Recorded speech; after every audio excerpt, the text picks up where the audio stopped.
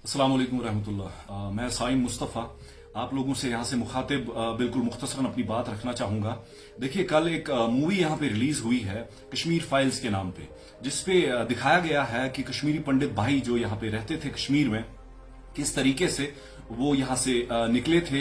90s में जो हालात हुए थे, किस तरीके से वो अपने घर से बेघर हुए थे। बहुत ही एक दर्दनाक कहानी है उन लोगों की कि किस तरीके से वो अपने घर छोड़ के चले गए थे।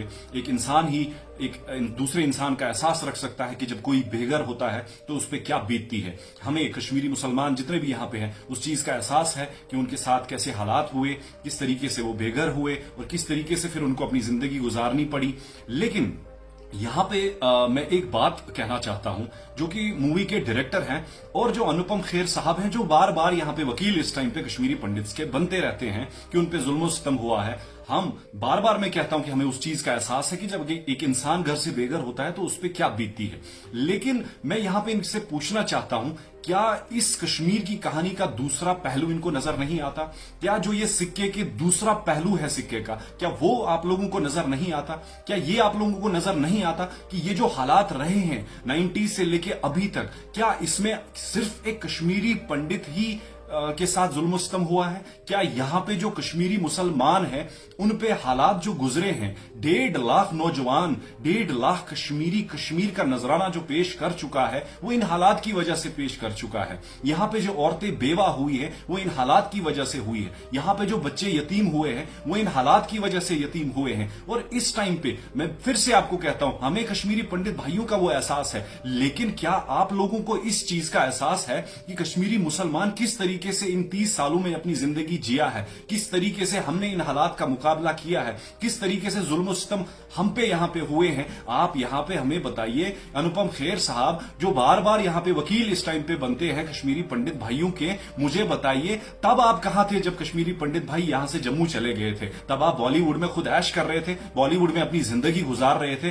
करोड़ों रुपया कमा रहे थे। मैं आपसे सवाल करना चाहता हूं यहां पे, क्या आप हमें बताइए कितने चूल्हे वहां पे आपने जलाए जो कश्मीरी पंडित यहां से चले गए थे? आप मुझे बताइए कितने ऐसे घर आपने वहां पे आबाद किए, कितने कश्मीरी पंडितों को आपने यहां पे घर बनवा के दिए? आप मुझे बताइए कितने कश्मीरी जो छोटे छोटे बच्चे हैं उनको आपने स्कूल में एडमिशन कराया और उनका खर्चा आप बर्दाश्त कर रहे हैं? अनुपम खेर साहब, कश्मीरी पंडित के जो आप वकील यहां पे बन रहे हैं, अगर आप सच में उनके हमदर्द होते, जो इस टाइम पे आप हमदर्दी का नाटक यहां पे कर रहे हैं, तो आप मुझे बताइए, आपसे यह सवाल है कि कितने कश्मीरी पंडितों का घर आपकी वजह से आबाद हुए हैं? जो आप इस टाइम पे नफरत की आग फैला रहे हैं, बिल्कुल एक प्रोपेगेंडा है, बिल्कुल एक कश्मीरी मुसलमान को बदनाम करने का एक प्रोपेगेंडा है। एक आग जो आप फैला रहे हैं यहां पे, नफरत की आग जो आप यहां पे फैला रहे हैं, आपका सिर्फ इतना एजेंडा है कि आप इस आग को भड़काएं, जबकि हम उन जख्मों पे अभी तक मरहम नहीं लगा पाए हैं। कश्मीरी मुसलमान के भी इस टाइम पे ऐसे जख्म हैं जिनसे अभी भी खून बहता है। मैं आपसे बताना चाहता हूं कि इस टाइम पे भी आप देखिए, अगर मरता इस टाइम पे कोई है वो कश्मीरी मुसलमान ही इस टाइम पे मरता है। अभी भी फिर से एक बात कहना चाहूंगा, उन लोगों का दर्द हम भी महसूस करते हैं, लेकिन हमारा दर्द भी कम से कम आप लोग महसूस करें। हमारे भी छोटे छोटे नौजवान यहां पे मारे जाते हैं, हमारे भी यहां पे ऐसे हालात कश्मीर में रहते हैं जो पता नहीं चलता। शाम को न्यूज आ जाती है अननोन गनमैन, हम भी सवाल पूछते हैं आखिर ये अननोन गनमैन कौन है? मरता यहां से कश्मीरी भी है। अगर कश्मीरी पंडित्स के साथ यहां पे जुल्म सितम हुआ है, लेकिन कश्मीर जो मुसलमान है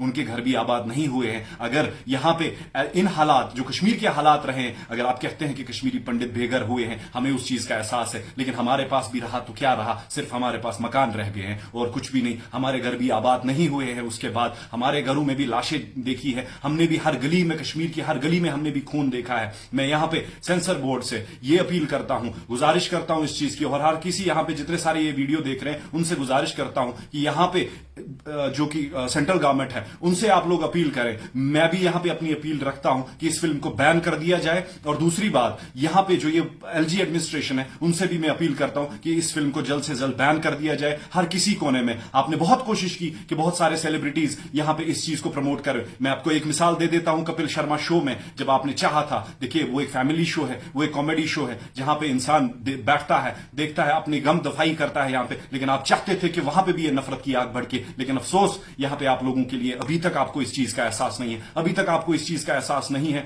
कि कश्मीरी मुसलमान यहां पे कश्मीरी पंडित्स के साथ कैसे अभी रह रहे हैं, यहां पे सिख बरादरी के साथ यहां पे कैसे रह रहे हैं। हम मिलजुल के एक दूसरे के साथ रह रहे हैं और यहां पे आज वकालत कर रहे हैं। आप बॉलीवुड से आ जाते हैं और आप देखिए यहां पे, अगर आप कश्मीरी पंडित के हमदर्द बन रहे हैं, कैसे हमदर्द है आप। दिन भर के तमाम तर अपडेट्स पाने के लिए सब्सक्राइब कीजिए हमारी सभी ऑफिशियल चैनल्स को और साथ ही साथ बेल आइकन भी प्रेस कीजिए ताकि आप तक पहुंचे हर खबर सबसे पहले।